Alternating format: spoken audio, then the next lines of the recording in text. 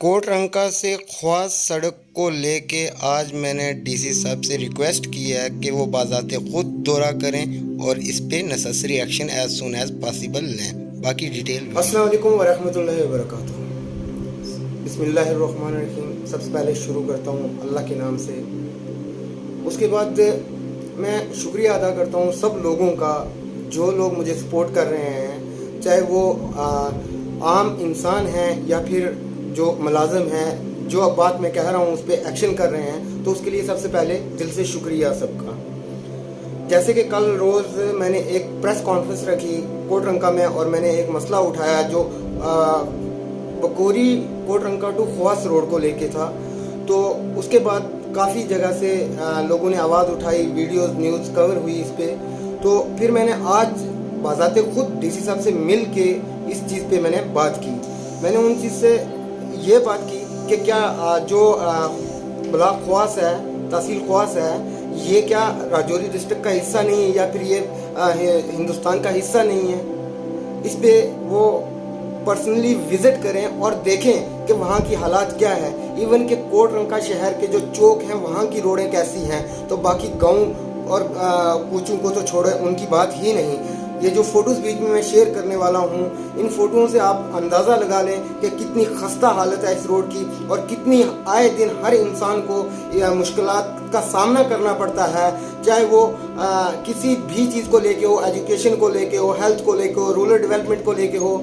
जब हमारी road main मकसद जो नहीं है, जिससे डेवलपमेंट होती है, वही चीज़ नहीं है, तो और डेवलपमेंट क्या होगी।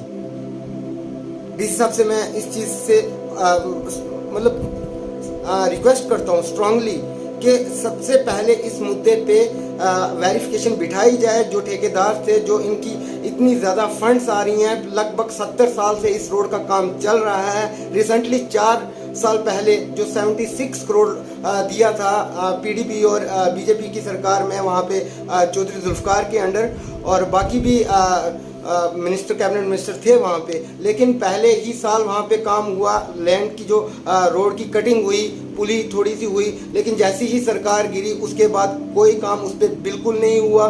पूरी रोड में इवन के वहाँ पे बोल्डर्स जो रॉ मटेरियल है वो भी नहीं डाला गया। हर जगह इतने बड़े बड़े खड्डे हैं कि अगर गाड़ी का एक टायर नीचे लग जाए तो छोटी गाड़ी जो है उनका कम जो चैम्बर है, जो एंड वगैरह जो भी है, वो वहाँ ही रह जाता है। तो ये क्या है, ये कौन सा दौर है। अब किससे शिकायत करें अगर एडमिनिस्ट्रेशन ही इस पे एक्शन नहीं लेगी। एडमिनिस्ट्रेशन को पता होने के बावजूद अगर एडमिनिस्ट्रेशन वहाँ पे विजिट नहीं कर रही तो वो और डेवलपमेंट हमारी क्या करेगी। अगर हमारी सड़क को इतना बड़ा मुद्दा नहीं देखा जा रहा तो फिर हमारी चोरियां कहाँ तक देखी जा रही। हमारा हक और इंसाफ कौन दिलाएगा। हमारे हक और इंसाफ की बात कब और कौन करेगा। कब तक हम बोलते रहेंगे, कब तक हम चिल्लाते रहेंगे। आखिर कोई हमारी बात सुन क्यों नहीं रहा, कोई मसीहा हमारे लिए क्यों नहीं उतर रहा। मैं ये सीधा सीधा सवाल करता हूँ एडमिनिस्ट्रेशन से और इवन के गवर्नर साहब तक भी मैं इस चीज़ की सख्त मरम्मत करते हुए कहता हूँ कि अगर ये काम विद इन डेज, अगर विद इन डेज नहीं, एज सुन एज पॉसिबल, अगर ये इस पे वेरिफिकेशंस नहीं बैठती है, इसके काम नहीं शुरू होंगे तो पूरी की पूरी यूथ और सड़कों पे उतरेगी और एडमिनिस्ट्रेशन को हालात संभालने मुश्किल हो जाएंगे। इसका जिम्मेदार सिर्फ और सिर्फ एडमिनिस्ट्रेशन होगी और कोई भी इसकी मतलब ये पूरा ब्लेम, इमोशंस आ जाते हैं बीच में। लेकिन क्या कहूँ, किससे कहूँ जब सुनवाई नहीं है।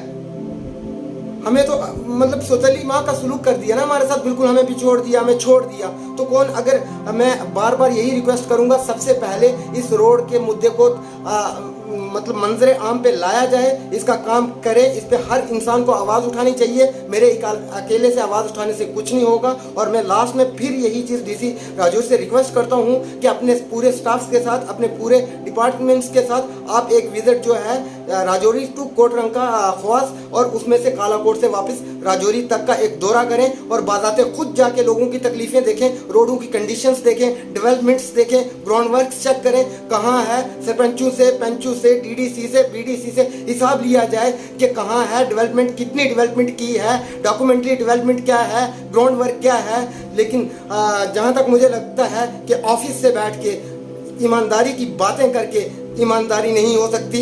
ऑफिस से बैठ के चैन नहीं हो सकते जब तक तुम लोगों के बीच में जाओगे नहीं। मैं लास्ट और फाइनली रिक्वेस्ट करता हूँ डीसी साहब से कि आप जल्द अज जल्द इस चीज़ को इसका सोल्यूशन निकालें, इसकी वेरिफिकेशन बिठाएं और इसका काम शुरू करवाएं। इसी पे मैं इजाज़त लेता हूँ। आपका मेज़बान यासिर हयात आपकी खिदमत में रहेगा हमेशा।